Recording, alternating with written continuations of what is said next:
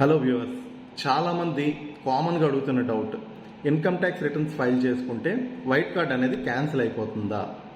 అయితే కొంతమందికి car building ఉన్న వైట్ కార్డ్ ఉంటున్నాయి, కొంతమంది బిలో పావర్టీ లైన్లో ఉన్న వైట్ కార్డ్ క్యాన్సిల్ అయిపోతున్నాయి. ఏంటి ఆ రీజన్స్?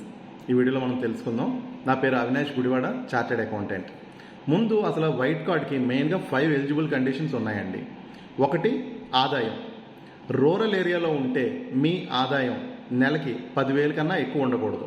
అదే అర్బన్ ఏరియాలో ఉంటే మీ ఆదాయం అనేది 12,000 కన్నా ఎక్కువ ఉండకూడదు.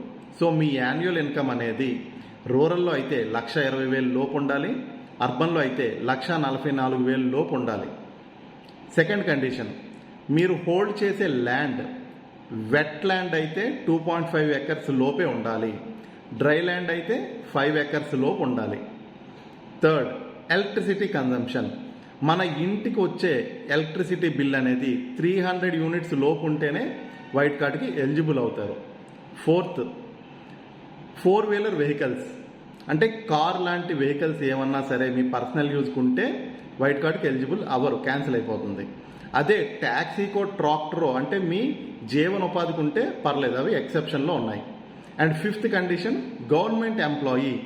మన కుటుంబంలో ఎవరు గవర్నమెంట్ ఎంప్లాయీస్ ఉండకూడదు. ఒక్క గవర్నమెంట్ ఎంప్లాయీ ఉన్న మన ఫ్యామిలీలో వైట్ కార్డ్ అనేది ఇనెలిజిబుల్ అవుతాం.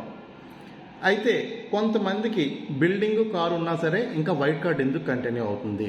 ఇది జనరల్గా సచివాలయం వారు డోర్ టు డోర్ సర్వే చేసినప్పుడు, సివిల్ సప్లై డిపార్ట్మెంట్స్ వారు డ్రైవ్ కండక్ట్ చేసేటప్పుడు గ్యాదర్ చేసే డేటాని సిస్టంలో అప్డేట్ చేస్తే అప్పుడు అవి క్యాన్సిల్ అవ్వడం జరుగుతుంది. దానివల్ల ఇంకా చాలామందికి వైట్ కార్డ్స్ అనేవి కంటిన్యూ అవుతున్నాయి.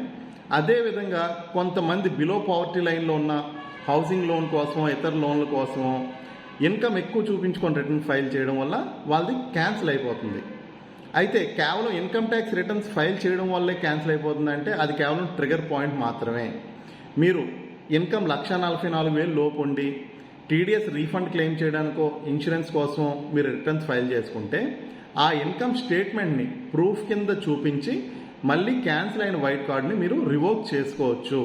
సో ఈ బెనిఫిట్ అందరూ వాడుకొని, ఒకవేళ నిజంగా మీరు నీడీ పీపుల్ బిలో పావర్టీ లైన్లో ఉంటే మీ వైట్ కార్డ్ని ఆ ఇన్కమ్ స్టేట్మెంట్ ప్రూఫ్ సబ్మిట్ చేయడం వల్ల రివోక్ చేసుకోవచ్చు. Thank you all.